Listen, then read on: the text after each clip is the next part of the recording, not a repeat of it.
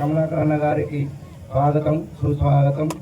నాకు ఈరోజు 36వ division TRS party తరఫున కారు గుర్తు మీద పోటీ చేయడానికి ఆశీర్వదించి ముందుకు తోలుతున్న మన అన్నగారికి మరొకసారి ధన్యవాదాలు తెలియజేస్తూ, అన్నలారా అందరికీ నమస్కారం.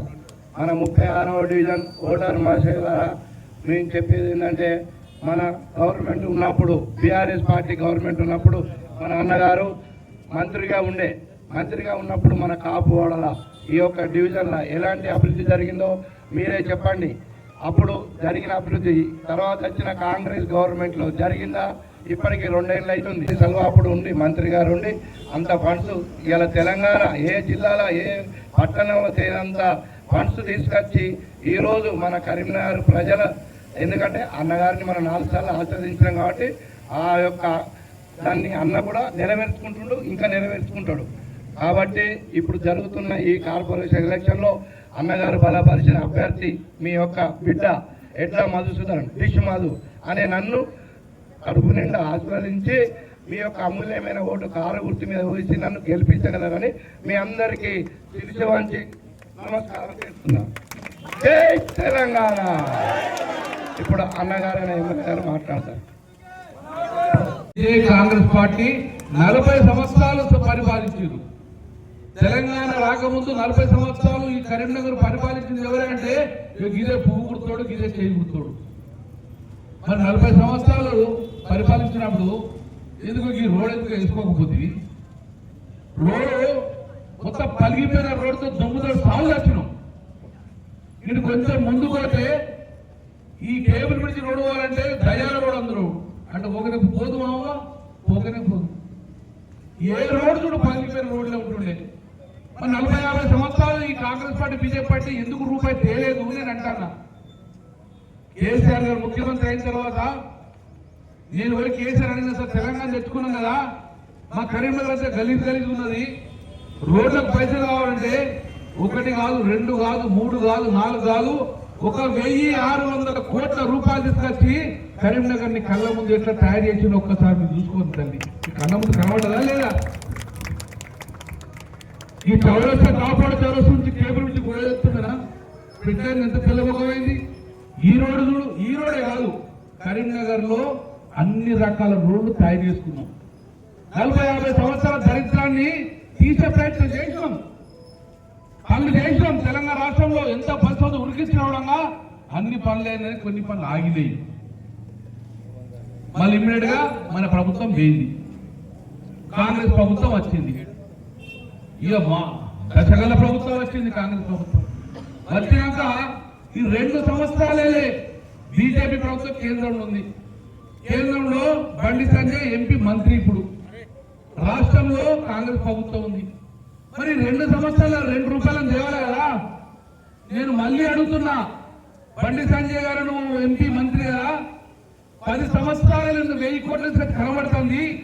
ఈ 2 సంవత్సరాల 2 కొత్తలు తెస్తే మేము పోటీకి తప్పుకుంటామని చెప్తే సమాధానం లేదు. 2 కోట్లు అడుగులేడు, 2 కొత్తలు తెచ్చినా నువ్వు కేంద్ర మంత్రిగా మేము పోటీకి తప్పుకున్నాం అంటే ఏం తెచ్చినా చూపించడం చూస్తలేడు. నువ్వు వేసిన రోడ్ అయితే కనబడతాయి ఎక్కడన్నా, నువ్వు తెచ్చిన పైసలు కనబడతాయి కదా, చూపించు మేము పోటీ అంటే కాక కాదు తేలే. 2 సంవత్సరాలే బీజేపీ పువ్వు గుర్తు కేంద్ర మంత్రి ఉన్న బండి సంజయ్ 2 రూపాయలు తేలే. ఇక రాష్ట్ర ప్రభుత్వం మేము తెచ్చిన నిధులు ఆపేసిండ్రు. మేము 2 సంవత్సరాల క్రితము చేసిన పనులు ఈ 2 సంవత్సరాలే ఒక్క రోడ్ వేసిన పరిస్థితి లేదు. మళ్ళీ 40-50 దరిద్రాన్ని మళ్ళీ కనబడే ప్రయత్నం చేస్తాము. మళ్ళీ కాంగ్రెస్ ప్రభుత్వం వచ్చింది, మళ్ళీ వస్తుందా కాంగ్రెస్ ప్రభుత్వం? వస్తుందా? మా ఆడబిడ్డలకు ఎలక్షన్ ముందు ఏం చెప్పాడు రేవంత్ రెడ్డి? ఏమన్నాడు? కేసీఆర్ కళ్యాణ లక్ష్మి ఇచ్చిండు, 1,00,000 రూపాయలు ఇచ్చిండు. నేను కళ్యాణ లక్ష్మి తోటి తులం బంగారం ఇస్తాడు. వచ్చింది అవతులం బంగారం? తులం బంగారానికి టచ్లో ఉంటే పువ్వు గుర్తుకేయండి, రాకపోతే కారు గుర్తుకేయండి. దేనికి ఎత్తవా? నేను అసెంబ్లీలో అడిగిన అవునా కేసీఆర్ కళ్యాణ లక్ష్మి ఇచ్చిండు ఆడబిడ్డ పెళ్లికి, మరి తులం బంగారం ఇస్తాను కదా, బంగారం దుకాణం బంగారం దొరుకుతలేదా అన్న. గా బంగారం కాదు, సమ్మక్క సారక్క బంగారం అంటే బెల్లం, సమ్మక్క సారక్క బంగారం అంటే బెల్లం. బెల్లం ఇట్లా తీరబట్టి ఇటు దొంగలు తయారై రావా? పువ్వు గుర్తు చేయగుర్తు కేసీఆర్ మీ కళ్ళకి పిచ్చిందా లేదా? తులం బంగారం వేయలే. ఇంకేమన్నాడు? నీకు 2,500 ఇంటికి పెన్షన్ ఇస్తాను అన్నాడు అదే. వచ్చిన ఓవేనా కాక వచ్చినట్టు నచ్చినా వస్తే పువ్వు గుర్తుకు చేయి గుర్తుకై రాళ్ళు మా కారు గుర్తుకేరు. ఎవరికి వచ్చినావా? దొంగలు వాళ్ళు. ఈ చిన్న ఆడబిడ్డ ఉన్నది, స్కూల్ పోతే కష్టపెట్టది, స్కూటీ ఇస్తాను అన్నదే. ఇచ్చిందా స్కూటీ? ఎవరైనా స్కూటీ బంద్ అయిపోయింది. ఏ ముసలాబా నీకు 2,000 పింఛన్ కేసీఆర్ ఇచ్చిండు, నేను 4,000 ఇస్తాను ఇచ్చిండావా? 4,000 2,000. ఆడబిడ్డల గ్యాస్ బుట్టి సబ్సిడీ ఇస్తాను ఇచ్చిండా? గ్యాస్ బుట్టి సబ్సిడీ ఏమి ఇచ్చిండావా మరి కాంగ్రెస్ పార్టీ? మొండి చెయ్యి ఇచ్చింది అంతే కదా. మళ్ళీ వేద్దామా?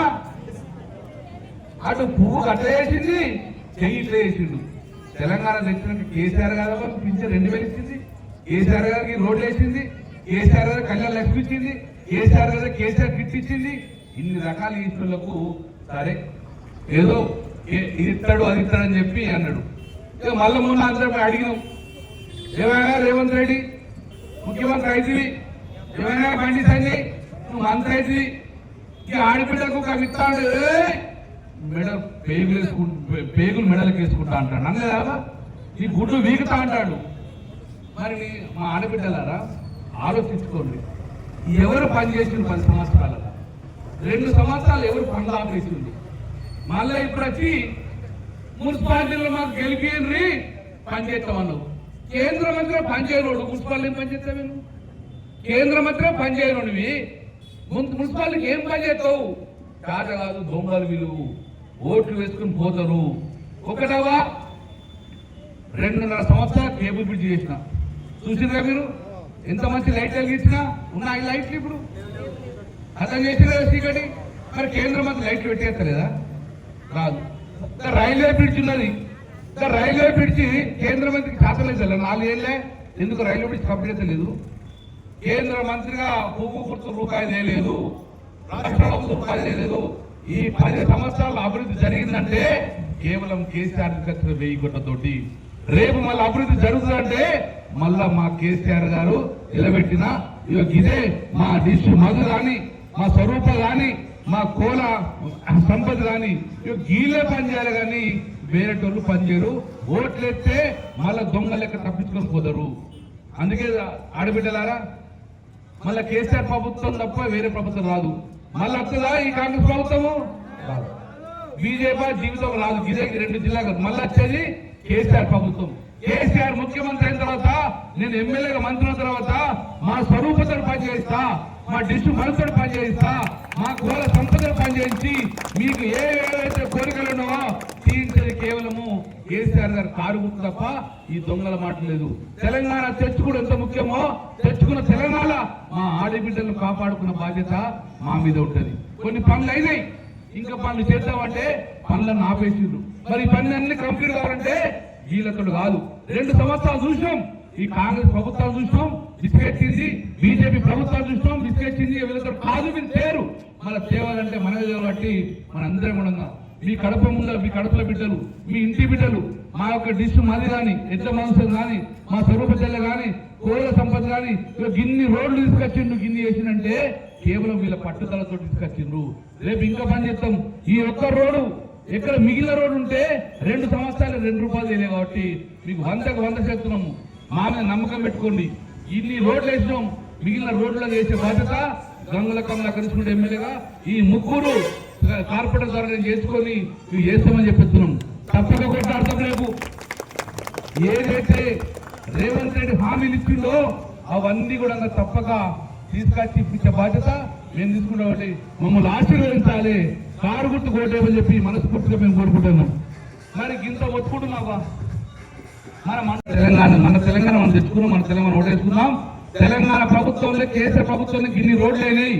మళ్ళీ రోడ్లు కావాలి, నీళ్లు కావాలి, పెన్షన్ కావాలంటే మళ్ళా వచ్చే కేసీఆర్ ప్రభుత్వం ఓటేయండి. మా 3కి ఆడబిడ్డలందరూ కూడా కారు గుర్తు కోటేయండి. జై తెలంగాణ, కారు గుర్తుకే. కారు గుర్తుకే